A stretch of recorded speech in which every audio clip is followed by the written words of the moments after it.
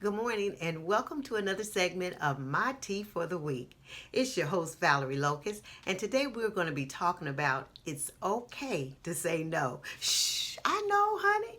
We was never taught we could say no to anything. So girl, go on and grab that tea and meet me at the table because today, honey, I got something to say.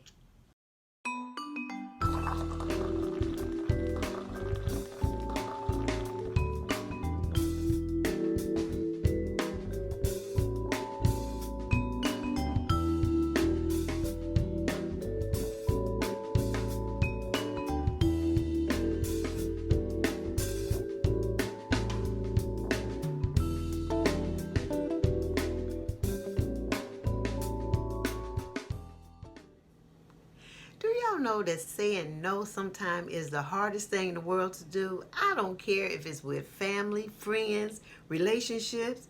Girl, it's just something about us when it comes to telling people no. But honey, we got to figure this thing out because we ain't no superwoman. We ain't walking around here with no big old ass on our shirts. No.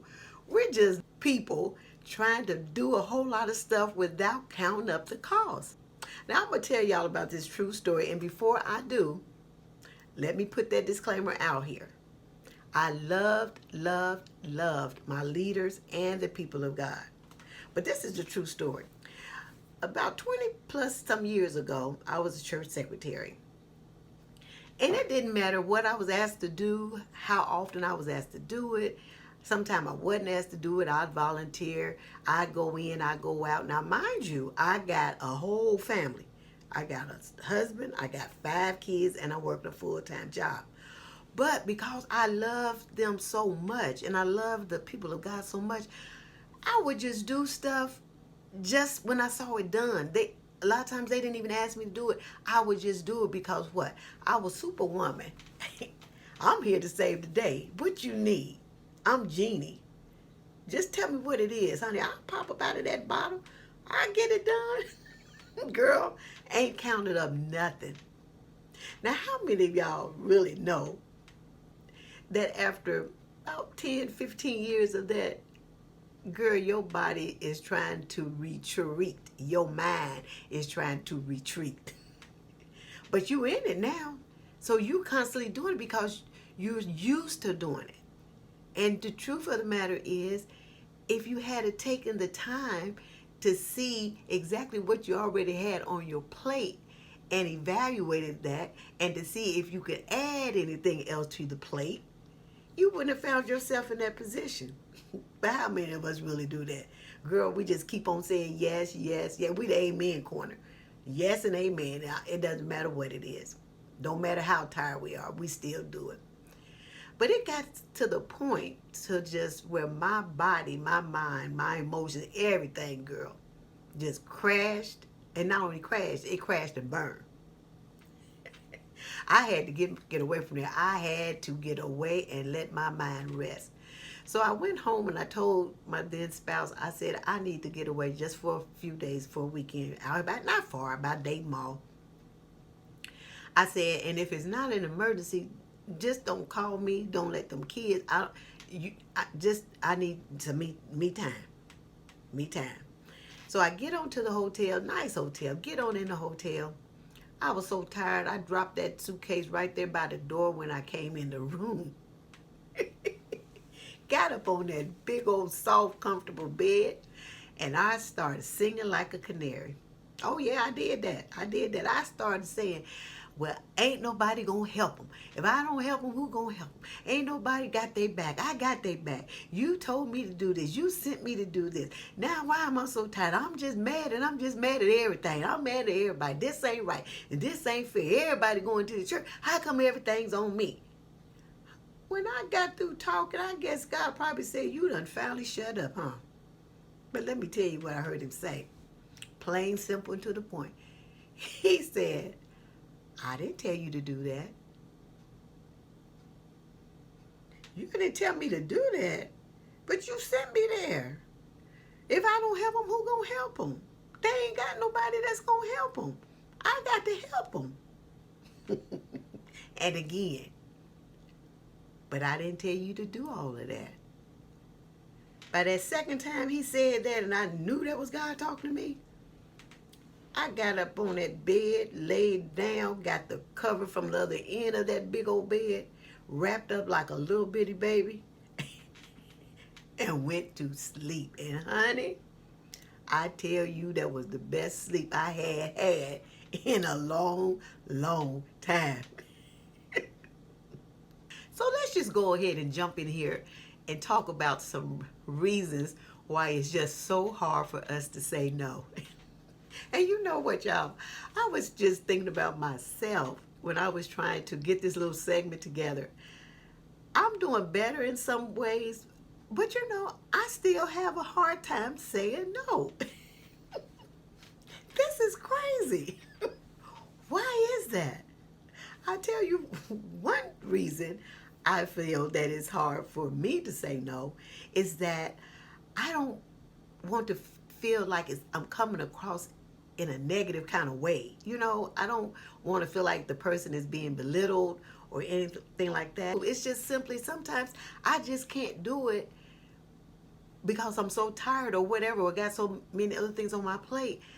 But yet I push past that because I don't want that person to feel like I'm rejecting them in some kind of way. This is absolutely crazy, y'all. But this is how we do. Another reason I think we say it's hard for us to say no is because we don't want to feel like, we don't want that person to feel like we're rejecting them, like, or we don't want to help them. And again, that could be the furthest thing from the truth. When you got a lot of stuff that's already going on in your world, sometimes time just won't allow you to be in a position to help somebody that you might really, really want to help. So what do? We just push past it. All of that stuff, girl, we got so much stuff on our plate, this stuff start falling on the floor at this point. But we push past all of that just so we can, in the other person's eyes, feel like we're not rejecting them. Another reason I believe that we don't want to tell a person no is because we don't want to come across like we don't care or we're unwilling to help them. Boy, I tell you, we're just a mess, y'all. But we're going to get this and we're going to get it right. But sometimes your willingness to want to do something will supersede what's real or what's necessary or what's important. And when I say by that, important in terms of what you have to do, you know, when you're just for myself, when I was a mom, a younger mom, and had all those kids and working and a spouse, you know, a lot of times I really should have backed off, not because I didn't want to help, but I had so many other variables, and so trying to put all of that stuff together is just like you got a plate full of a big mess, a big ball of confusion. That's what you got on your plate because you simply did not want to say no. And then the last thing I believe is that we don't like conflict. Most of us don't like conflict. And it's easier just to say, yes, I can do it, versus saying, no, I can't, and then have to look at them looking at you like, well, I thought you was my friend. Well, truth be told, if I'm really your friend, I would understand and respect you when you tell me that you can't. So, Valerie, how can I say no and be effective without being negative? I'm so glad you asked me that. Let me tell you what my oldest sister told me one time. I was telling her we was talking about some family members, and I was telling her, I said, I'm so tired. I said, girl, every time I turn around, they need me to do this, that, or the other. You know how family are. And my sister said, you just going to have to learn how to say no. She said, now, if you wasn't here, they'd figure out how to do it. And that's true. That's really true. But I can say that I'm getting better. I ain't all the way there, but I'm getting better. So here are some ways I believe that if we try these and be consistent, it'll help us down the long road. Okay, number one, we can be straight and to the point and just be polite and say no. Now, if you want to offer an explanation as to why you can't, just remember that you are allowing that person to come back and ask you, why not? This is true about Aaron, my son Aaron. Now, you can ask Aaron to do something. If Aaron can do it, he's going to do it. If Aaron can't do it, he ain't going to do it. He ain't going to offer no explanation. And he's going to be polite with it, but he'll be quick to say, Mama, I can't do that. Or Mama, I can't do that today. Now, he don't say, I can't do that today, but I can make, and that's the good way to be. Straight and to the point. Polite, but straight and to the point. Offering no explanation why you can't. Good job, Aaron. Second, you can say, I can't do it right now, but if and when I can, I'll let you know. See how I just did that? If you say it that way, again, being polite, but if you say it that way, it keeps you from committing to something that you may not really want to do, or that you might just simply don't have time to do it. And then it will free that other person's mind up to know that they're not going to just sit around and wait on you, because you've already told them if and when, or if I can. You get what I'm saying. You might can say, thanks for asking me, but you know what? Right now I got so much on my plate, I just simply can't do nothing else. And leave it just like that.